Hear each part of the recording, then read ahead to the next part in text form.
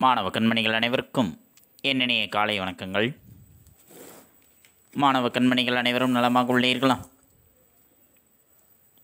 மாணவ கண்மணிகள் தங்களுடைய வழிபாட்டினை கூறிவிட்டீர்களா? நன்றி.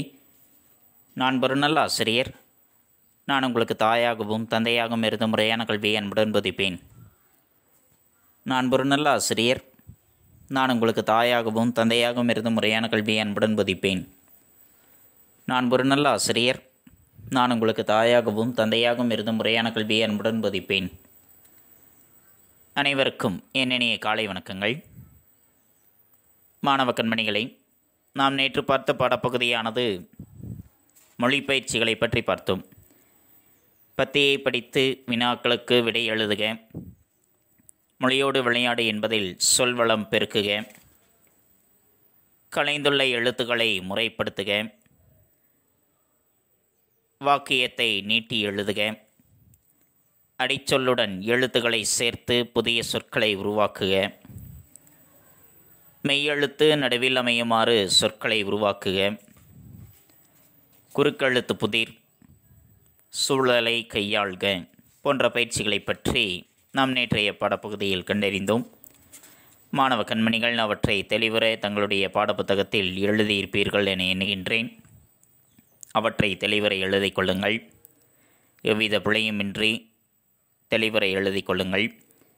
ஏனென்றால் உங்களுக்கு தேர்வுக்குரிய பாடப்பகுதி 3 இயலுமை, இயல் 1, 2, 3 ஆகிய 3 இயல்களும் தேர்வுக்குரிய பாடப்பகுதியாக இருக்கின்றது. பாடப்புத்தக பக்கத்தில் பின்னாடி இருக்கக்கூடிய பயிற்சிகள் அனைத்தையும் தெளிவுற எழுதி வைத்துக் கொள்ளுங்கள்.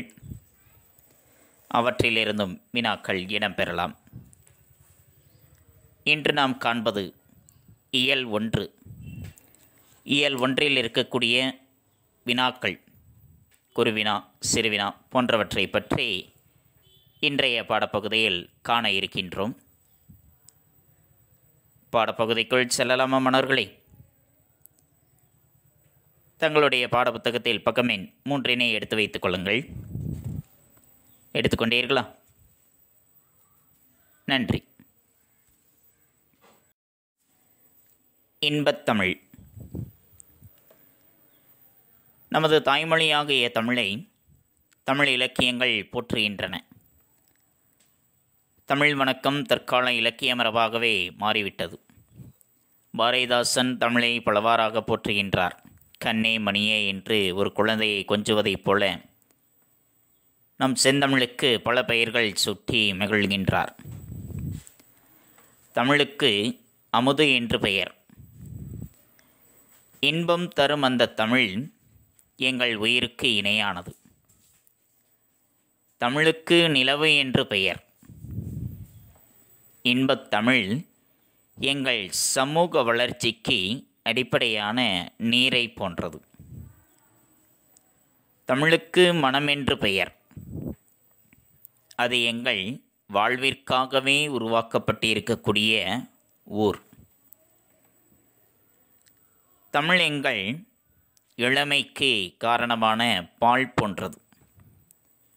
நல்ல புகழ் மிகுந்த புலவர்களுக்கு கூர்மையான வேல் போன்ற கருவியாகும். தமிழ் எங்கள் உயர்விற்கு எல்லையாகிய வானம் போன்றது.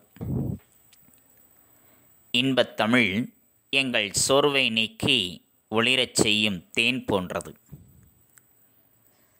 தமிழ் எங்கள் அறிவுக்கு துணை கொடுக்கும் தோள் போன்றது. தமிழ் எங்கள் கவிதைக்கு வைரம் போன்ற உறுதிமிக்க வாள் என்று பாரதிதாசனார் தமிழுக்கு பல பெயர்களை சூட்டி மகிழ்ந்திருந்தார். அதில் இடம்பெற்றிருக்கக்கூடிய வினாக்களை காண்போம். பக்கம் எண் 4 குறுவினா. பாரதிதாசன் தமிழுக்கு சூட்டியுள்ள பெயர்கள் யாவை என்பது. பாரதிதாசன் தமிழுக்கு சூட்டியிருக்கக்கூடிய பெயர்கள் என்னென்ன பெயர்களை தமிழுக்கு சூட்டியிருக்கின்றார் என்பது. அதற்குரிய விடை, பாரதிதாசன் தமிழுக்கு சூட்டியுள்ள பெயர்கள் அமுது, உயிர், நிலவு, நீர், மணம், ஊர், பால், வேல், வான், தேன், தோள், வாழ் ஆகியவை ஆகும். பாரதிதாசன் தமிழுக்குச் சூட்டியுள்ள பெயர்கள் அமுது, உயிர், நிலவு, நீர், மணம், ஊர், பால், வேல், வான், தேன், தோள், வாழ் ஆகியவையாகும். இரண்டாவது வினா, நீங்கள் தமிழை எதனோடு ஒப்பிடுவீர்கள்? நீங்கள் தமிழை எதனோடு ஒப்பிடுவீர்கள்? நாங்கள் தமிழை உயிரோடு ஒப்பிடுவோம். நாங்கள் தமிழை உயிரோடு ஒப்பிடுவோம். ஏனென்றால் உயிர் உள்ளவரைதான் உடலுக்கு மதிப்பு. ஏனென்றால் உயிர் உள்ளவரைதான் உடலுக்கு மதிப்பு. அதுபோல தமிழ் உள்ளவரைதான் தமிழனுக்கு மதிப்பு. இப்படி உயிர் உள்ளவரை உடலுக்கு மதிப்போ அதுபோல தமிழ் உள்ளவரை தமிழனுக்கு மதிப்பு. அடுத்து சிறுவினா, இன்பத்தமிழ் பாடலில் உங்களுக்கு மிகவும் பிடித்த அடிகள் இரண்டனை எழுதுக. இன்பத்தமிழ் என்ற பாடலில் உங்களுக்கு பிடித்த அடிகள். தமிழுக்கும் அமுதென்று பேர், அந்த தமிழ் இன்பத் தமிழ் எங்கள் உயிருக்கு நேர். அடுத்து இரண்டாவது வினா, சமூக வளர்ச்சிக்கும் நீருக்கும் உள்ள தொடர்பு யாது? சமூக வளர்ச்சிக்கும் அதாவது விளைவுக்கும் நீருக்கும் உள்ள தொடர்பு. நீரின்றி அமையாது உலகு என்பது வள்ளுவர் வாக்கு. நீரின்றி அமையாது உலகு என்பது வள்ளுவரினுடைய வாக்கு. உலக உயிர்கள் அனைத்துமே, இந்த உலகில் இருக்கக்கூடிய உயிரினங்கள் அனைத்தும் வாழ்வதற்கு ஆதாரமாக விளங்கக்கூடியது நீரானது. அத்தகைய நீர் பெருக்கெடுத்து ஓடுகின்ற ஆற்றங்கரையில்தான் மனித நாகரிகம் என்பது வளர்ந்தது. இதுதான் விளைவுக்கும் நீருக்கும் உள்ள தொடர்பு என்பது. புரிந்ததா மாணவர்களே? இந்த வினாக்கள் தான் அந்த பாடப்பகுதியில் இடம்பெற்றிருக்கக்கூடிய வினாக்கள். அவற்றை தெளிவுற படித்துக் கொள்ளுங்கள். நன்றி. தமிழ் கும்மி. கூட்டமாக கூடி கும்மியடித்து பாடி ஆடுவது மகிழ்ச்சியான ஒரு அனுபவம். அனைவரும் கூட்டமாக சேர்ந்து நின்று கொண்டு கும்மியடித்து கொண்டு பாடி ஆடுவது என்பது ஒரு மகிழ்ச்சியான அனுபவம். அந்த கும்மியில் தமிழை போற்றி பாடி ஆடுவது என்பது பெரும் மகிழ்ச்சி தரக்கூடிய ஒன்று. அப்படிப்பட்ட ஒரு தமிழ் கும்மியில் தமிழினுடைய பெருமையை வாயார பேசலாம், காதார கேட்கலாம், இசையோடு பாடலாம், கும்மி கொட்டி ஆடலாம். இளம் பெண்களே, தமிழின் புகழ் 8 திசையிலும் பரவிடும் வகையில், தமிழின் புகழ் 8 திசையிலும் பரவிடும் வகையில் கைகளை கொட்டி கும்மியடிப்போம். பல நூறு ஆண்டுகளை கண்டது தமிழ் மொழி. அறிவு ஊற்றாகிய நூல்கள் பலவற்றை கொண்ட மொழி. பெரும் கடல் சீற்றங்கள், கால மாற்றங்கள் ஆகிய எவற்றாலும் அழியாமல் நிலைத்திருக்கக்கூடிய ஒரு மொழி. தமிழ் பொய்யை அகற்றும் மொழி. அது மனத்தின் அறியாமையை நீக்கும் மொழி. அன்புடைய பலரின் இன்பம் தரும் பாடல்கள் நிறைந்த மொழி. உயிர் போன்ற உண்மையை ஊட்டும் மொழி. உயர்ந்த அறத்தை தரும் மொழி. இந்த உலகம் சிறந்து வாழ்வதற்கான வழிகளையும் காட்டும் மொழி தமிழ் மொழி என்பது. இப்போ அதில் இடம்பெற்று இருக்கக்கூடிய வினாக்களை காண்போம். பக்கம் எண் 7 குருவினா, தமிழ் மொழியின் செயல்களாக கவிஞர் கூறுவன யாவை? தமிழ் மொழியினுடைய செயல்களாக கவிஞர் கூறுவன, கவிஞர் எவற்றை கூறுகின்றார்?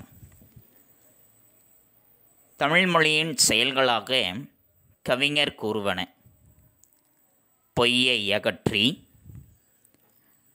மனதின் அறியாமையை நீக்கி அன்புடைய பலரின் இன்பம் தரும் பாடல்களை தந்து உயிர் போன்ற உண்மை தரும் பாடல்களை தந்து உயிர் போன்ற உண்மையை ஊட்டி உயர்ந்த அறத்தை தந்து உலகம் சிறந்து வாழ்வதற்கான வழிகளை காட்டுவது. இவைதான் தமிழ் மொழியினுடைய செயல்கள். அதே போன்ற இரண்டாவது வினா, செந்தமிழின் புகழ் எங்கெல்லாம் பரவ வேண்டும் என்று கவிஞர் கூறுகிறார். செந்தமிழின் புகழ் 8 திசைகளிலும் பரவ வேண்டும் என்று கூறுகின்றார். செந்தமிழினுடைய புகழானது 8 திசைகளிலும் பரவ வேண்டும். அடுத்து சிறுவினா, கால வெள்ளத்தை எதிர்த்து நிற்கும் மொழி தமிழ் என்று கவிஞர் கூறுவதனுடைய காரணம் என்ன?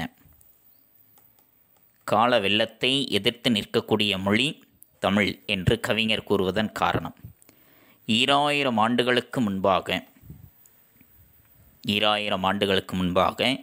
இலக்கண இலக்கியங்களை பெற்ற முதுமொழி நம் தமிழ்மொழி.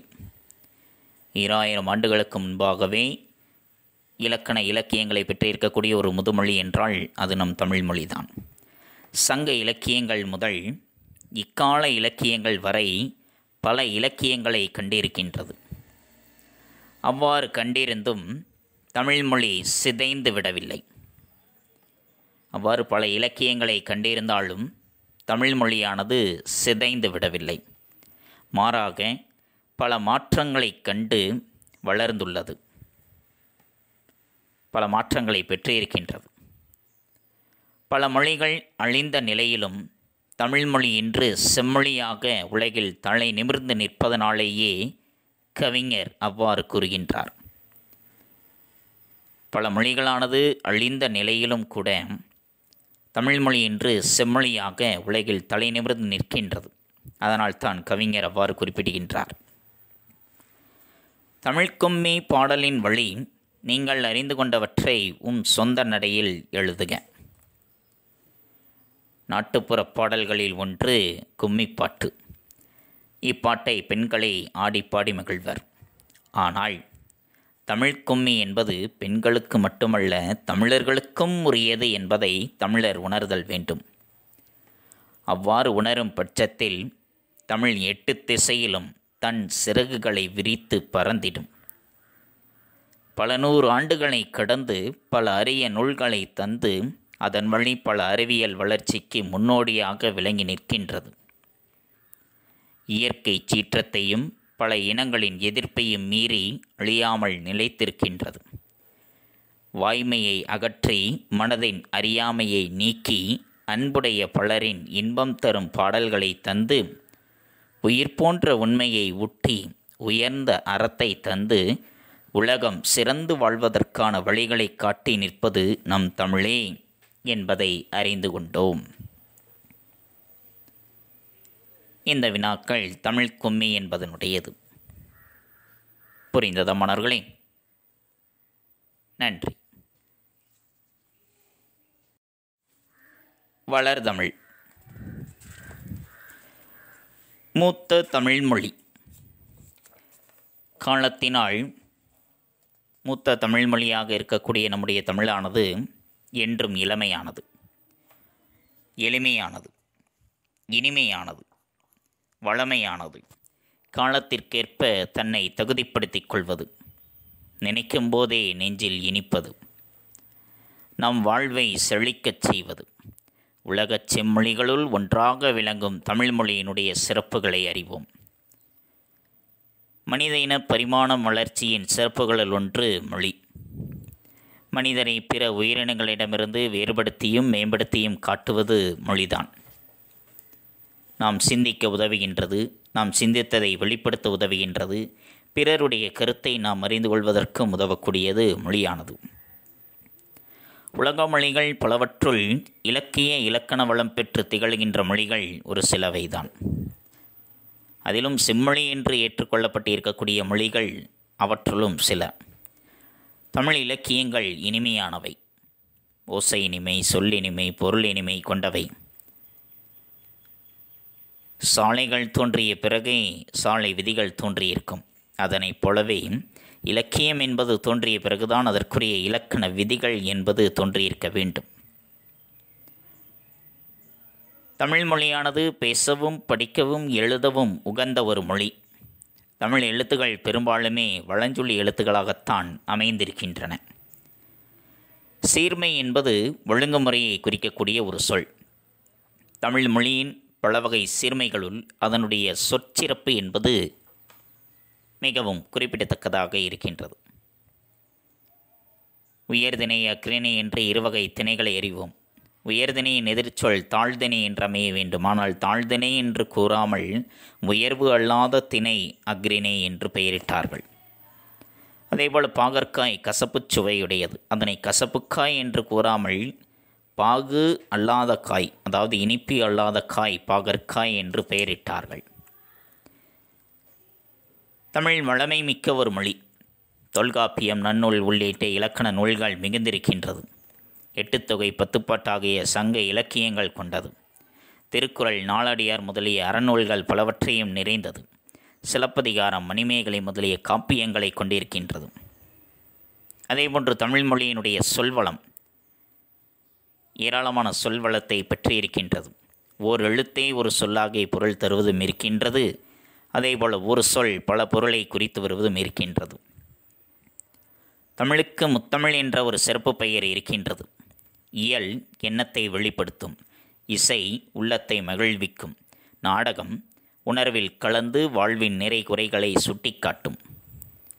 தமிழில் காலந்தோறும் பல வகையான இலக்கிய வடிவங்கள் புதிதாக உருவாகி கொண்டே வருகின்றன. இன்றைய அறிவியல் தொழில்நுட்ப வளர்ச்சிக்கேற்ப தமிழில் புதிய கலைச்சொற்கள் உருவாகி வருகின்றன. உலகில் எழுத்து வடிவம் பெறாத மொழிகள் பல இருக்கின்றன. அந்த நிலையில் தமிழ் வரிவடிவ எழுத்துகள் அறிவியல் தொழில்நுட்ப நோக்கிலும் பயன்படுத்தக்கூடியவையாக அமைந்திருக்கின்றன. இத்தகைய சிறப்பு பெற்றிருக்கக்கூடிய ஒரு மொழி நம்முடைய தமிழ் மொழி. அதனை பற்றி கண்டோம். அதில் இடம்பெற்றிருக்கக்கூடிய வினாக்கள் பக்கம் எண் 14. குருவினாம். தமிழ் மூத்த மொழி எனப்படுவது எதனால்? தமிழ் ஏன் மூத்த மொழி என்று அழைக்கப்படுகின்றது? இலக்கியம் தோன்றிய பிறகே அதற்குரிய இலக்கண விதிகள் தோன்றியிருக்க வேண்டும். தொல்காப்பியம் தமிழில் நமக்கு கிடைத்துள்ள மிக பழமையான நூல். அப்படி என்றால் அதற்கும் முன்னதாகவே தமிழில் இலக்கிய நூல்கள் தோன்றியிருக்க வேண்டும். ஆகவே இதனை கொண்டு தமிழ் மிகவும் தொன்மையான மொழி என்று அழைக்கப்படுகின்றது. இரண்டாவது வினா. நீங்கள் அறிந்த தமிழ் காப்பியங்களின் பெயர்களை எழுதுக. ஐம்பெருங்காப்பியங்கள்: சிலப்பதிகாரம், மணிமேகலை, சீவக சிந்தாமணி, வளையாபதி, குண்டலகேசி. ஐஞ்சிறு காப்பியங்கள்: நாககுமார காவியம், உதயன குமார காவியம், யசோதர காவியம், நீலகேசி, சூளாமணி. சிறுவினா. அக்ரிணை, பாகற்காய் ஆகிய சொற்களின் பொருள் சிறப்பு யாது? திணை உயர்திணை, அக்ரிணை என்று இருவகைப்படுகின்றது. உயர்திணையின் எதிர்ச்சொல் தாழ்திணை என்று அமைய வேண்டும். ஆனால் தாழ்திணை என்று கூறாமல் அக்ரிணை அழ்குட்டல் திணை, உயர்வு அல்லாத திணை என்று பெயரிட்டு அழைக்கின்றோம். பாகற்காய். பாகற்காய் கசப்புச் சுவையுடையது. அதனை கசப்புக்காய் என்று கூறாமல் இனிப்பு அல்லாத காய் பாகற்காய் என்று நாம் அழைக்கின்றோம். இரண்டாவது வினா. தமிழ் இனிய மொழி என்பதற்கான காரணம் தருக. தமிழ் இலக்கியங்கள் பலவும் செப்பலோசை, அகவலோசை, துள்ளலோசை, தூங்கலோசை ஆகிய இனிமையான ஓசைகளையும், மோனை, எதுகை, இயைபு என்னும் சொல் இனிமையையும், செயலில் இடம்பெற்றுள்ள சொல்லுக்கான பொருளும் இனிமை மிகுந்தனவாக அமைந்துள்ளதால் தமிழை இனிய மொழி என்று அழைக்கின்றோம். புரிந்ததா மன்னர்களே? நன்றி.